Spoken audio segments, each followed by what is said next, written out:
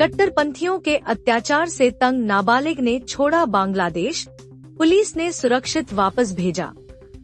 नमस्कार दर्शकों, बांग्लादेश में बढ़ते कट्टरपंथी अत्याचार और हिंदू परिवारों के खिलाफ हो रहे उत्पीड़न के चलते एक नाबालिग को देश छोड़ने पर मजबूर होना पड़ा। इस नाबालिग ने अपनी जान बचाने के लिए भारत में शरण ली, लेकिन सीमा पर बीएसएफ ने उसे पकड़ लिया। मंगलवार रात उत्तरी दिनाजपुर जिले के चोपड़ा ब्लॉक के फतेहपुर बीओपी क्षेत्र में सीमा प्रहरियों ने नाबालिग लड़की को गिरफ्तार कर चोपड़ा थाने की पुलिस को सौंप दिया। पुलिस ने रात में ही उसे कानूनी प्रक्रिया के तहत वापस भेजने की कार्रवाई शुरू की। नाबालिग बांग्लादेश के पंचागढ़ जिले की रहने वाली है और उसका परिवार इस्कॉन का अनुयायी है। परिवार को इस कारण धमकियां मिल रही थी और उसे घर से उठाने की धमकी दी गई थी। इन हालात से परेशान होकर नाबालिग भारत भागने को मजबूर हो गई। उसका इरादा जलपाईगुड़ी के बेलाकोबा में अपने रिश्तेदारों के पास पहुंचने का था। पुलिस ने नाबालिग से पूछताछ कर बेलाकोबा में मौजूद रिश्तेदारों का संपर्क नंबर लिया और उन्हें रात में चोपड़ा थाने बुलाया। इसके बाद जिला बाल कल्याण संघ की मदद से कानूनी प्रक्रिया पूरी कर नाबालिग को सुरक्षित वापस बांग्लादेश भेज दिया गया। इस घटना ने एक बार फिर बांग्लादेश में हिंदू समुदाय के खिलाफ बढ़ते अत्याचार और धार्मिक भेदभाव को उजागर कर दिया है। हिंदू परिवारों को उनके विश्वास और आस्था के कारण वहां मुश्किल हालात का सामना करना पड़ रहा है, जिससे उन्हें पलायन करने पर मजबूर होना पड़ रहा है। বলছি থানায় কেন আসছেন আজকে?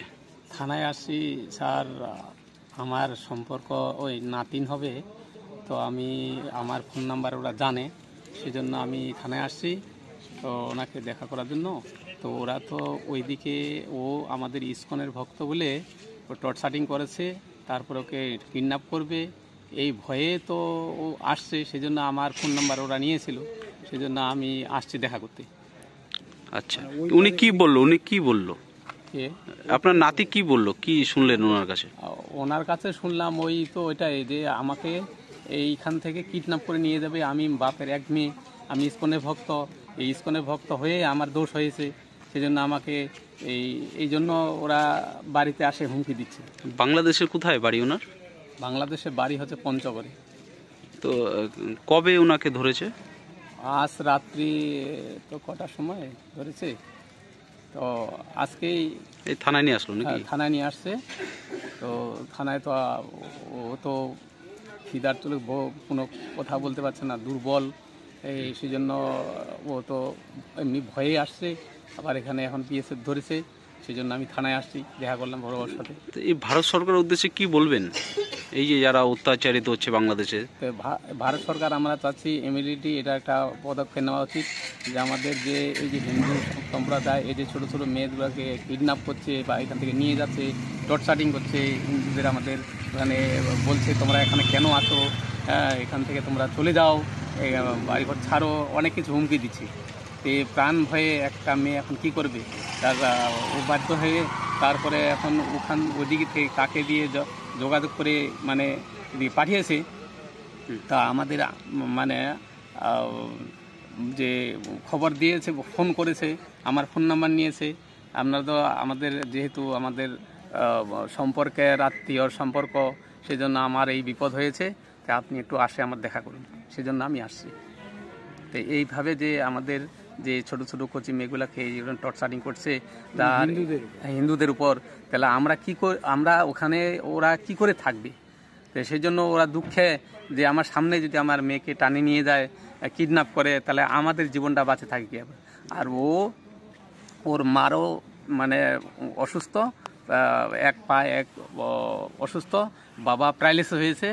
এখন এই জন্য এখন মেয়েটাকে কি করবে? সেই জন্য ওই মেয়েটাকে কি করে কি ব্যবস্থা করেছে সেটা আমাদের অতটা নলেজ নেই। তা আমাকে আমার ফোন নাম্বার ওরা লিখে নিয়েছে, তো এইখানে আসে আমাকে থানা থেকে, বা ওর কাছে এই ফোন নাম্বার ছিল, তারপর আমাকে ফোন করেছে। সেই জন্য আমি থানায় আসলাম। থানায় আমি কথা বললাম বড় বউর সাথে, এখন বলেছে যে ওকে এখন নিয়ে গেল। এই ব্যাপার। কি নাম মেয়েটার? মেয়েটার নাম হচ্ছে অর্পিতা নাম না ডাক নাম করে। অর্পিতা। হুম। কোথায় বাড়ি ছিল ওনাদের? বাড়ি তো পঞ্চগড়ে ছিল। আপনার নাম? আমার নাম হচ্ছে ডাক নাম হচ্ছে হরানন্দ অধিকারী। আপনার বাড়ি কোথায়? আমার বাড়ি হচ্ছে বেলাকোপা।